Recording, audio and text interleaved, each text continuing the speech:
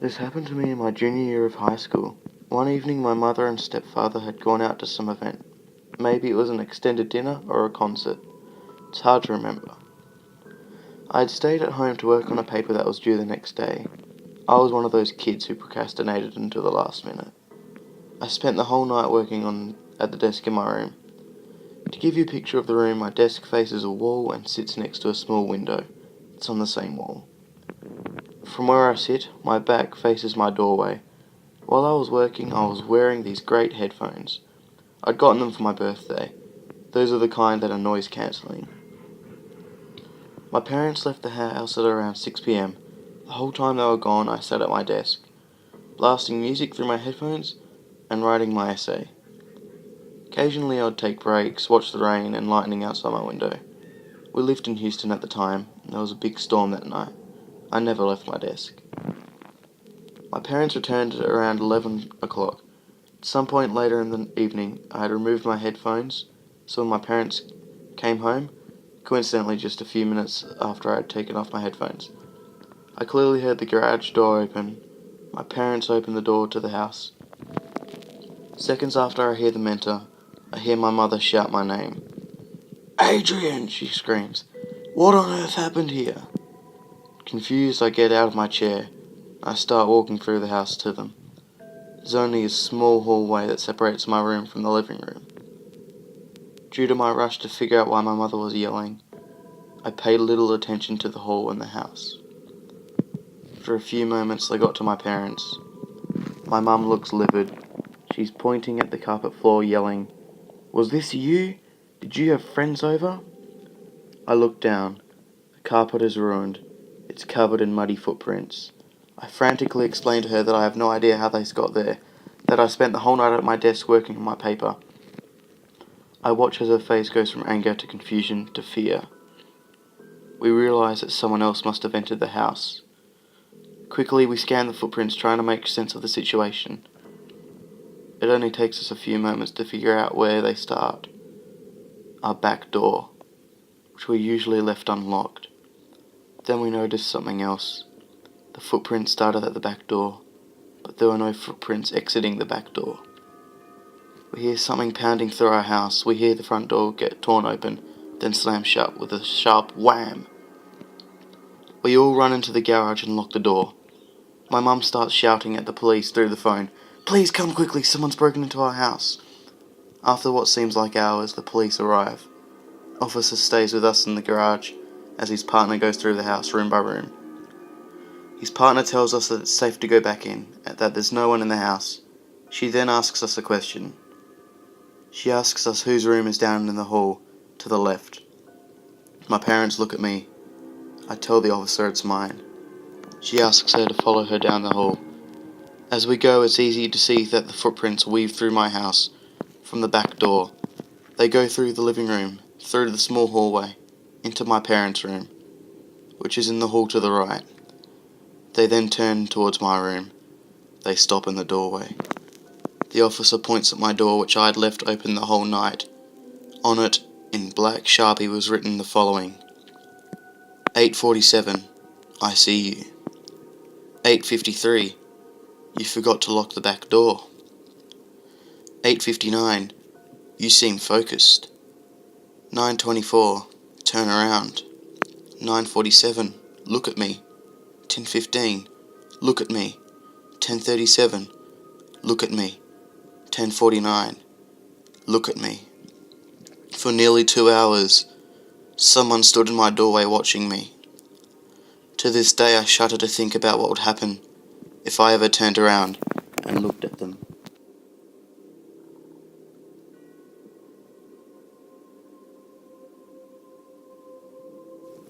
When I was a kid, I used to go to church with my aunt and uncle every Sunday, and after church my aunt and uncle would go up in her painting studio and paint, and I would mess around and play pretend or whatever in the living room.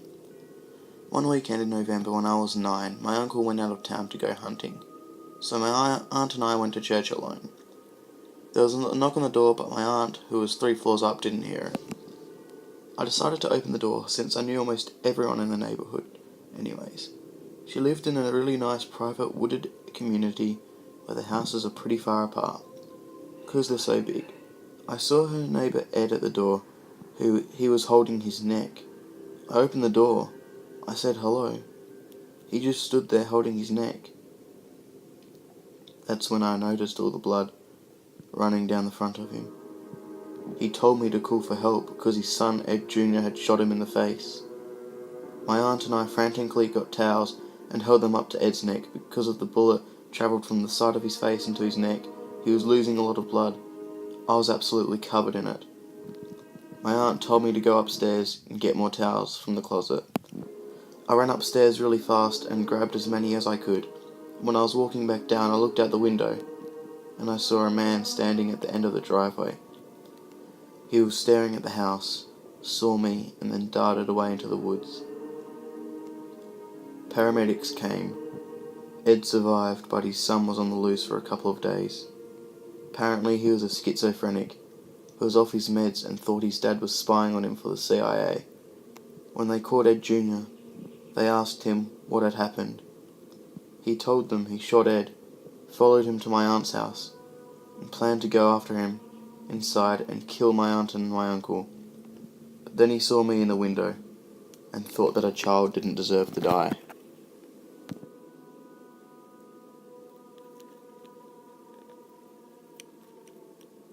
The summer before my last year of college, I lived in a treehouse on a friend's property in a large island. Set back in the woods a bit, it was pretty secluded. I loved it. I could pretty much do whatever I wanted. One night, however, after a long day of working a fun but tiring tourist town retail job, I came home, grabbed the pier, ditched my pants, and got to work. I stayed up pretty late, maybe 2 a.m, then tucked myself into bed. To preface, I experience sleep paralysis a few times per year, usually when I'm stressed out. This was something entirely different. I woke up sometime later, maybe a few hours. It was still dark. There was a shrill noise ringing through my head, almost like high-pitched static. My eyes popped open. The entire treehouse was glowing red. My entire body felt like it was buzzing. I couldn't look around, but I couldn't move. Slowly the red light, the vibration in my core, and the noise faded out. Pretty much in sync. Once they had all disappeared completely, I could move again. Breathing heavily, I sat up and turned on my laptop. The horses in the barn next door were losing their minds. I was so freaked out I couldn't get back to sleep for hours. I tried to read a book, but I couldn't concentrate. Finally, as the sun started to rise, I dozed off again.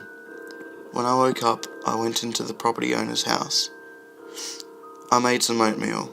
I was still freaked out, but happy to have slept. A few hours later, I headed into work. Here's where it gets creepier. I worked with this awesome woman who is now one of my closest friends. We'll call her Kelly for privacy's sake.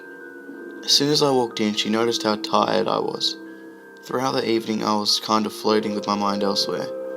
Come here, she beckoned, with the shop had cleared out around dinner time. What's going on with you? I told her about the red light and the paralysis, and the noise and the horses. She nodded. Let me tell you something, she started. There is something really messed up about Juju on this island. She went on to tell me the story. She was a kid growing up on the other side of the island. Her grandparents owned a big piece of property with a small farm. One evening she was there with her family, including parents, siblings, cousins, aunts, and uncles. When her grandmother called everyone in for dinner, the kids came running and left toys all over the yard. After the meal, her grandfather offered to pick up after the kids. When he came back 10 minutes later, he didn't have any of the toys with him. He looked like he'd seen a ghost. His face was as white as a sheet. What's wrong with you? Her grandmother asked him. She shook his head and went straight to bed. Some of the adults went to the yard to check out the situation. The toys were right where the kids left them. The field up beyond the yard was smouldering. Worried that there had been a bushfire, everyone walked up to check it out. When they got there was a perfect circular ring, about 6 feet across, burned into the tall grass. The grass never grew back, and Kelly said she always got a weird feeling whenever she got near the circle. Her grandfather wouldn't mow near it, and everyone who saw it just picked up bad vibes. This isn't the first time they've been here, she added. They come all the time. My son used to see them when he was little. He would try to talk to them. Who? I asked, already knowing the answer. She said, he just called them the Green Men.